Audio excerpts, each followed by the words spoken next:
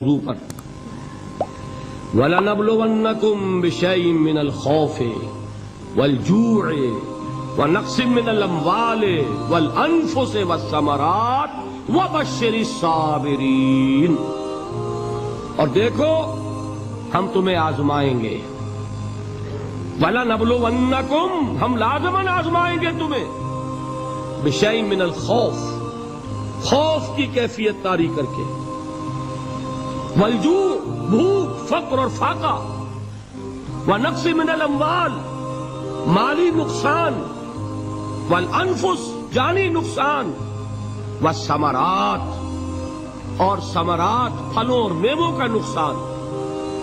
میرے نزدیک یہاں پر ثمرات کا مفہوم ایک اور بھی ہے۔ ایک تو صاف تھا کھجور کی فصل تیار ہے اور غزوہ تبوک جانے کا حکم مل گیا، کون اتارے گا؟ اور کھجور وقت پر اتری نہیں، برباد ہو جائے گی۔ یہ ہو رہا ہے نا میووں کا نقصان۔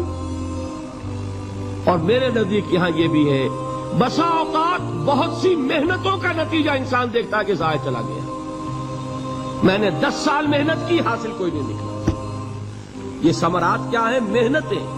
محنتوں کے ثمرات کا ضیاع۔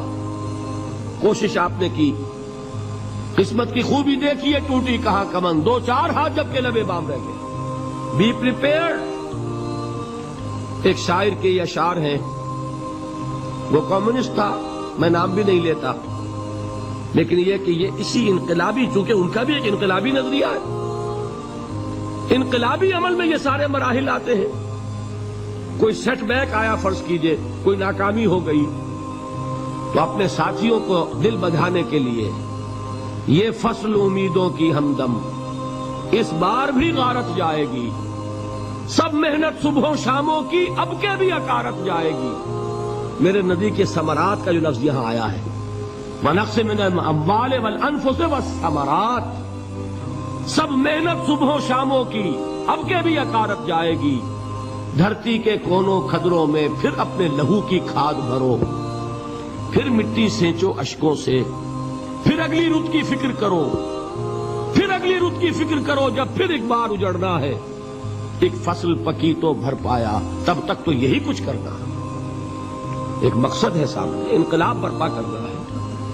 ایک کوشش ناکام ہو جائے کوئی پرواہ نہیں، نیکسٹ، پھر تیار رہو ناکامی کے لیے۔ ایسا نہ ہو جو انگریزی میں کہتے ہیں hope for the best but be prepared for the worst. ایسا نہ ہو کہ دوسری مرتبہ ناکام ہو کے بددل ہو جاؤ، تمہاری ہمتیں جواب دے جائیں، نہیں، پہلے سے تیار رہو کہ دوسری مرتبہ بھی ناکامی آئے تو آئے، لیکن جب تک کہ کامیابی حاصل نہیں ہوتی ہمیں یہ کام کیے چلے جائیں۔ دیکھیے سیرت میں آیا کہ نہیں یہ واقعہ؟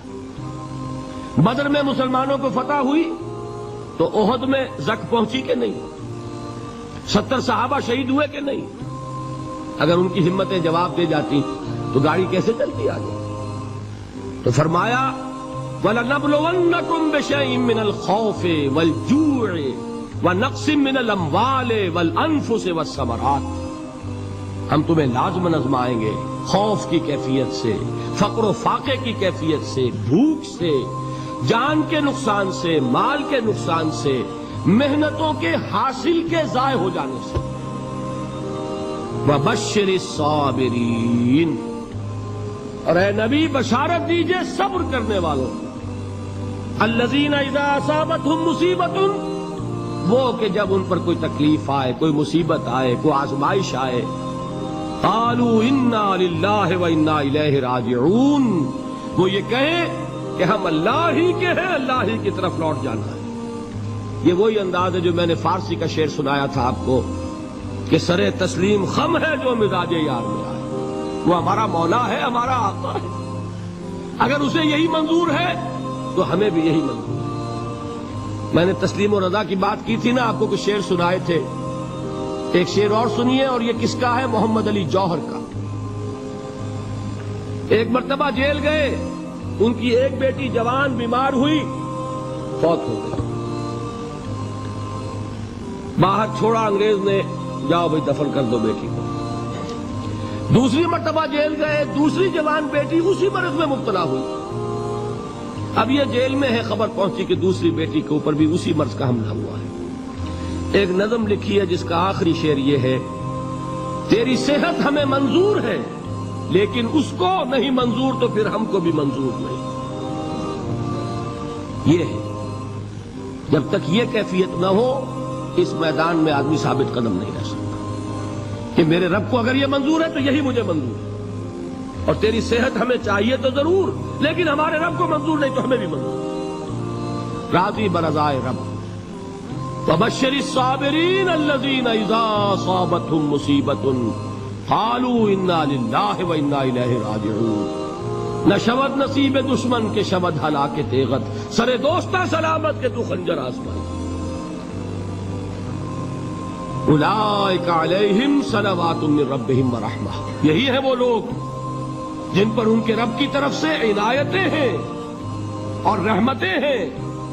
وَأُولَٰئِكَ هُمُ الْمُهْتَدُونَ. اور یہی ہے وہ لوگ جو کامیاب ہونے والے ہیں، ہدایت پانے والے، ہدایت یافتہ.